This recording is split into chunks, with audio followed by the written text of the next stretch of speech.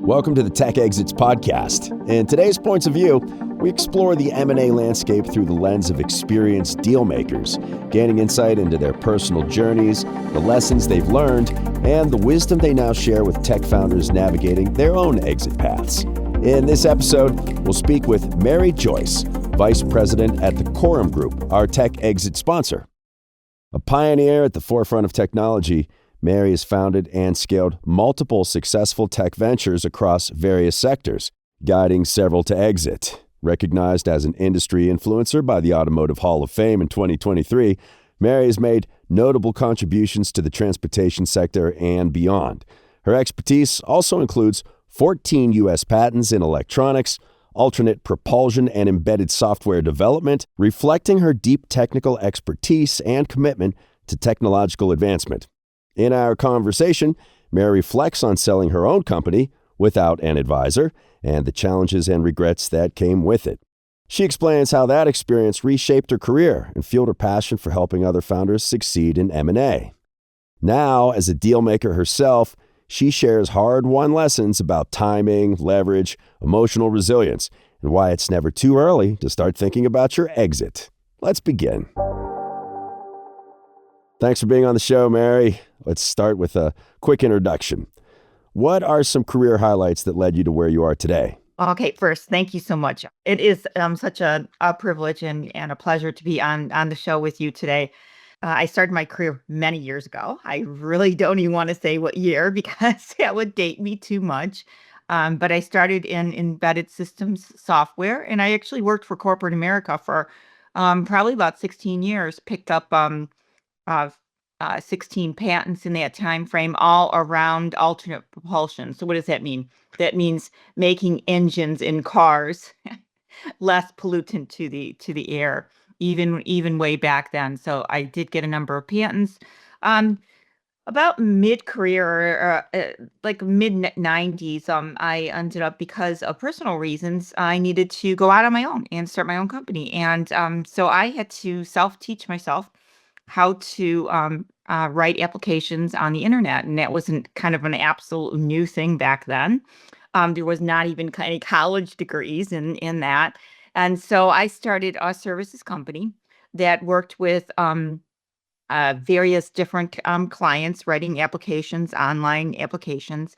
I kind of pretty shortly got into a couple of different areas that ended up turning lucrative for me. So one of the companies that spun out of Nikela Enterprises, which was kind of the holding company, was called E70 Marketing. And that company, I did have a successful exit in 2011.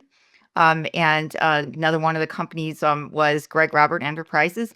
That one, not a successful exit. Actually, during that time frame, this bookstore came along and wanted to acquire us. And my husband had already retired from Ford Motor Company to help me with the companies. My husband and I looked at each other and said, we're not going to get bought by a bookstore. Well, lo and behold, many, many years later, we turned down Amazon when Amazon was still a bookstore.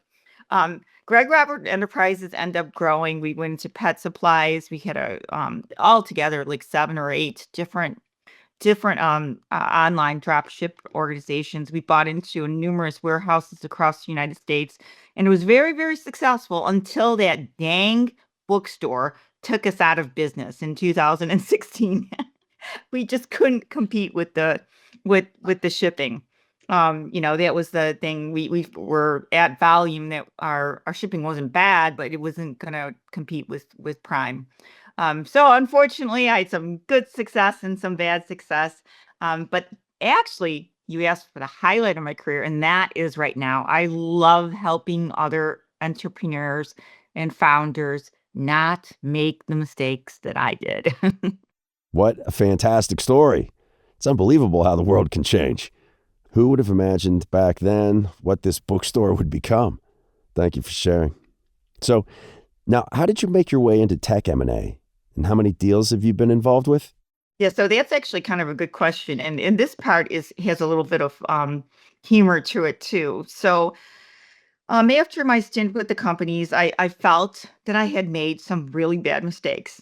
And I just felt I had left a lot of money on the table in the couple transactions that I did for my own companies. So at 50 years old, I am dating myself. I went back and got my MBA. And so I was going to school with my children's friends, and I wanted to learn a lot more about finance and about, more involved in, like, let's say, global transactions. So I very quickly got my MBA because it was kind of uncomfortable sitting next to my kids' friends in these courses. So after I did finished the MBA. I was actually working at Fiat Chrysler at the time during the day and going to school at night.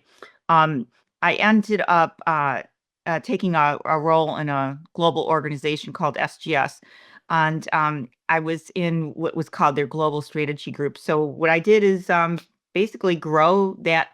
It was a transportation division. I grew the transportation division inorganically, and all in all, five transactions for that division, maybe 6, I can't remember now, it was a while ago.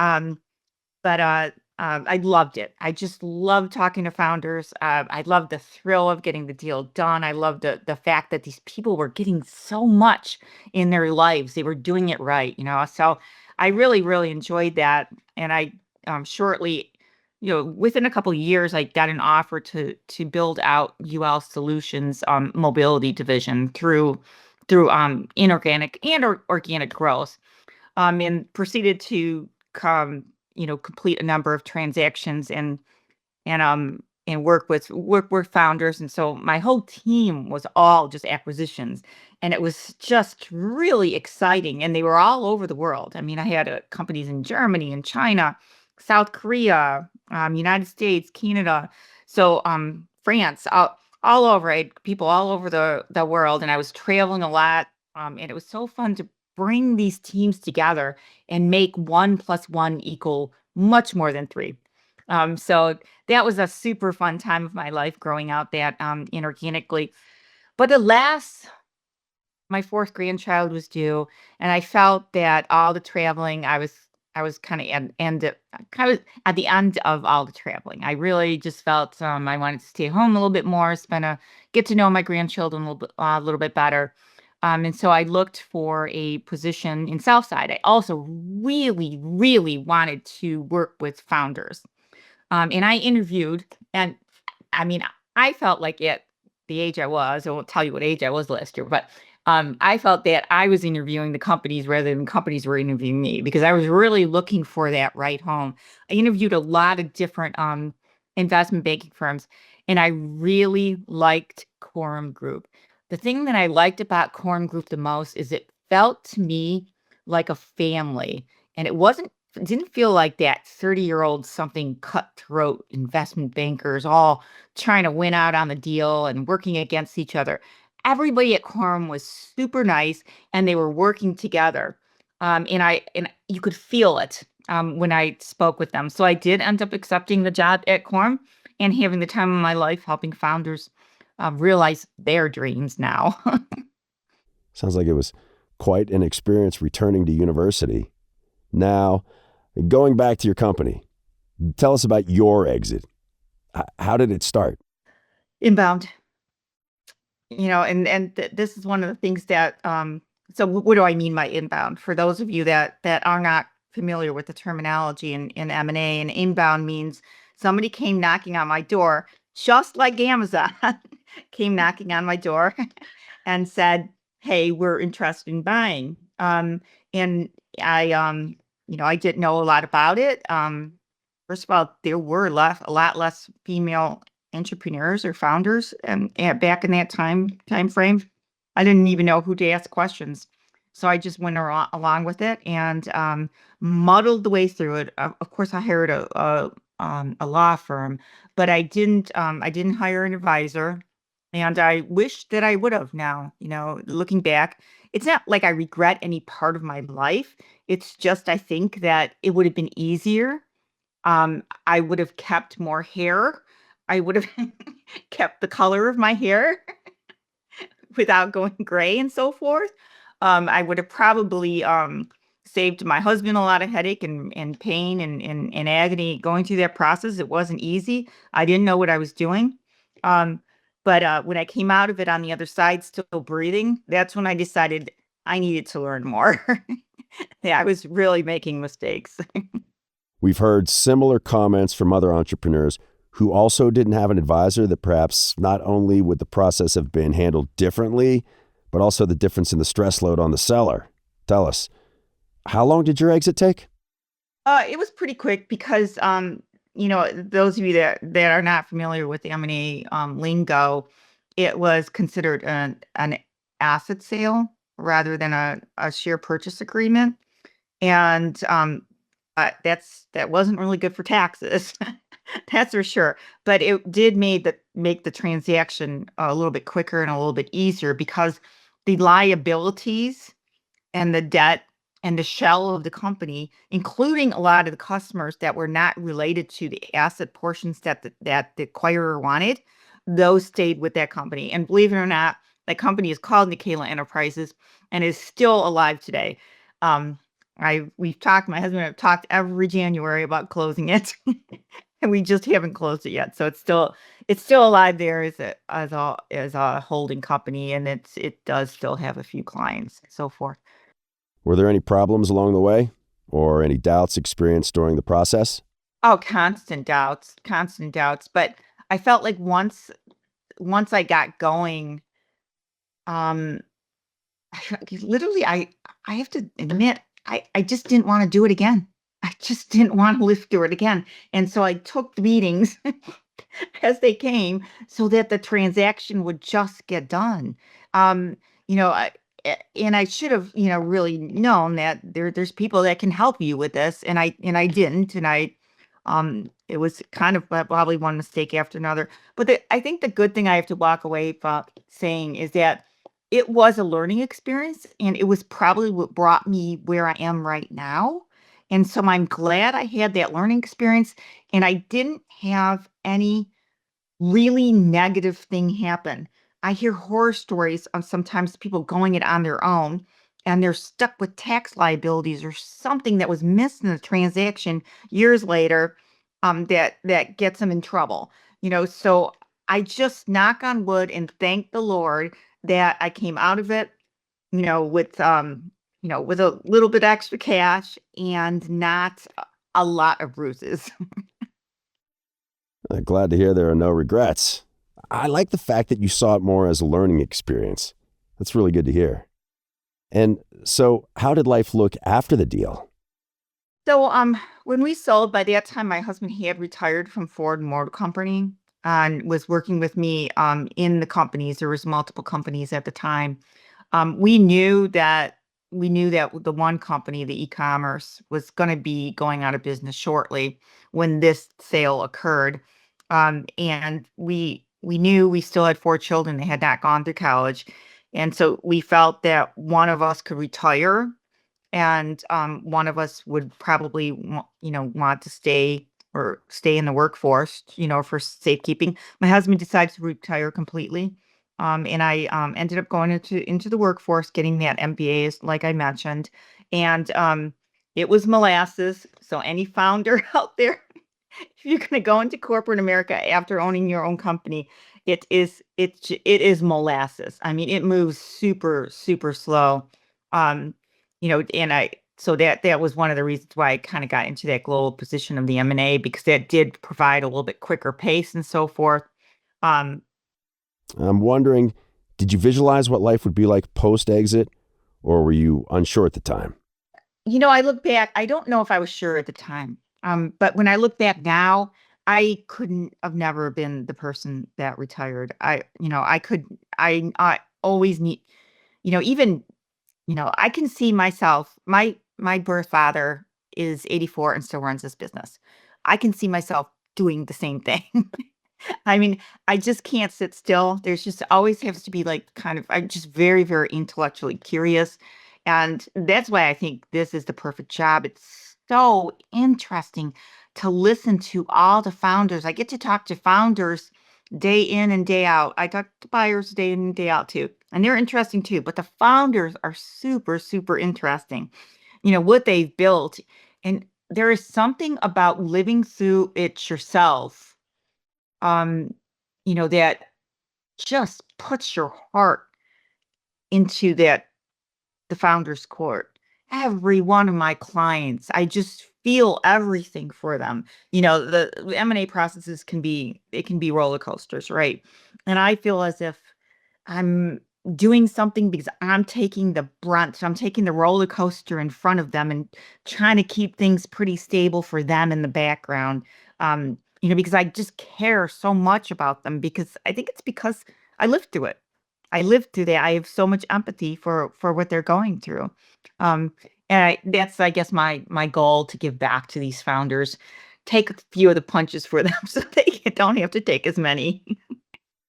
Career-wise, how did life change? Do you think your transaction would have turned out differently if it had an advisor? I can tell you for certain that I left more money on the table than I took with me. Um, and I know that for certain, because less than 18 months after that transaction, the VC flipped it to a public company, and therefore I know what he got. It had to be published, and and I left a lot on the table. But you know what I gained? I gained a learning experience, and a story that I can help other founders with.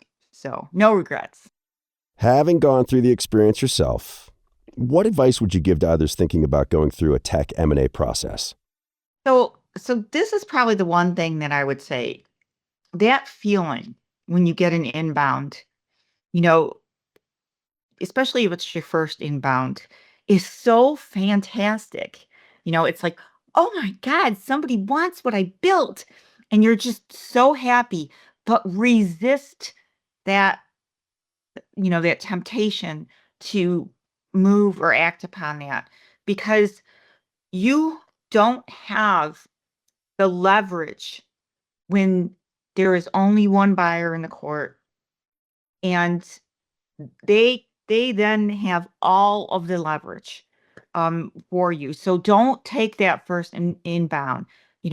Go ahead and, at the very least, take a course. Take one of Corum's Fusos, or emerge briefings, or attend their master class, because I had nothing. I had no knowledge. They had all the knowledge. They had all the money. They had all the leverage. So never take an inbound. Seek a professional advisor.